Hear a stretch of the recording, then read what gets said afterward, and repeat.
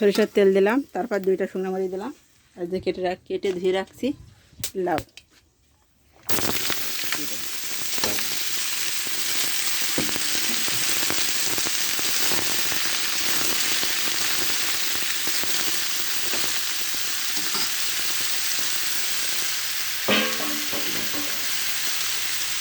রান্না করবো দেখেন ভেটকি মাছের চলকা, আর পয়সা মাছ আছে 5 পিস,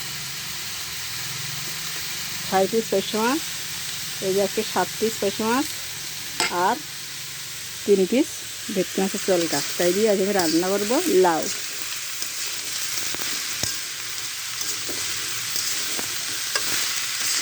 পয়সা মাছ দিয়ে লাউ রান্না করছি। পেঁয়াজ কিছু দেইনি, ঝাল কেটে দিয়েছি তেলে।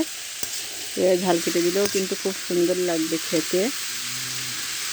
আমি জল দেবো না, আমি এভাবে 3 মিনিট ঢেকে দেবো হালকা আঁচে।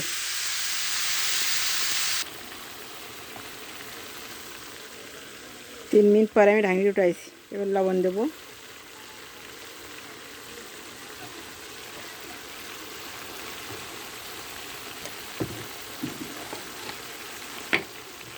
লবণ দিলে জল বেরিয়েছে, আরও লবণ দিলে জল বেরোবে।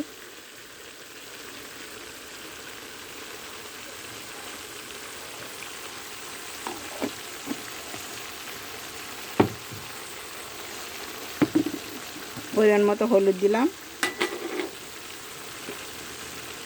শুকনো মরিচের গুঁড়ো দিলাম,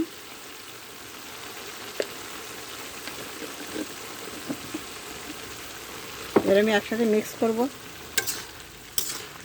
এভাবে একসাথে মিক্স করে আমি আবারও 2 মিনিটের জন্য ঢেকে দেব।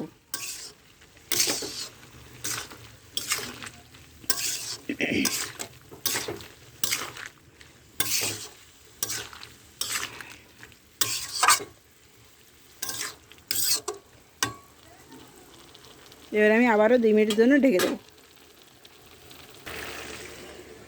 এই যে টুনটুনি এসে গেছে, টিনি মাইয়ে এ খুব দুষ্টু। এই যে এবার 2 মিনিট পরে উঠেছে, কাঁচামরিচ দেবো। কাঁচামরিচ দেওয়ার পরেও আমি আবারও 2 মিনিটের জন্য ঢেকে দেবো। হ্যাঁ ঢেকে দেবো। তুমি রান্না করবা? হ্যাঁ, আমার টুনি সোনা রান্না করে, আর রান্না করতে আসে টুনি সোনাটা, এই দুষ্টুমণি। তোর নাম কি বলো? ভালো করে বলো তোমার নাম। তোর নাম কি? হ্যাঁ, আর বলো ভালো করে বলো, তোর নাম কি? বলো তোর নাম কি? তা আবার কি বলি, কেমন কি বললি? হ্যাঁ অহনা, বলো অহনা। হ্যাঁ আহানা। বাচ্চা মেয়ে দুষ্টুমি করে। 2 মিনিট পরে ঢাকনিটি উঠে আমি হালকা একটু জল দিলাম, কারণ একটু মাছের ঝোল রান্না করবো লাউ দিয়ে, তাই জল দিয়েছি।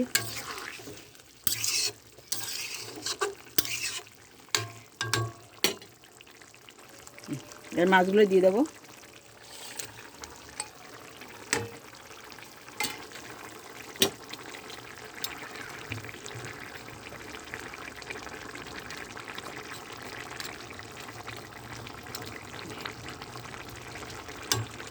মাছ দেওয়ার পরে আমি 2 মিনিটের জন্য ঢেকে দেবো।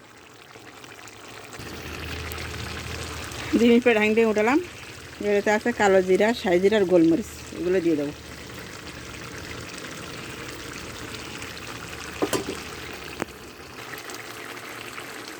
মশলা দেওয়ার পরে আমি 1 মিনিটের জন্য ঢেকে রেখেছিলাম। এবার উঠিয়ে নিয়েছি। এবার আমি তরকারি নামিয়ে নেবো। আমার তরকারি হয়ে গেছে। আপনাদের যদি ভালো লেগে থাকে পাঁচশো মাছ দিয়ে লাউ, তাহলে সাবস্ক্রাইব করে আমার পাশে থাকবেন। দেখেন ভেটকি মাছের চলকা আর পাঁচশো মাছ দিয়ে লাউ রান্না করছি, খুব সুন্দর লাগবে। এভাবে রান্না করলে, আর ভালো লাগলে লাইক করে দেবেন।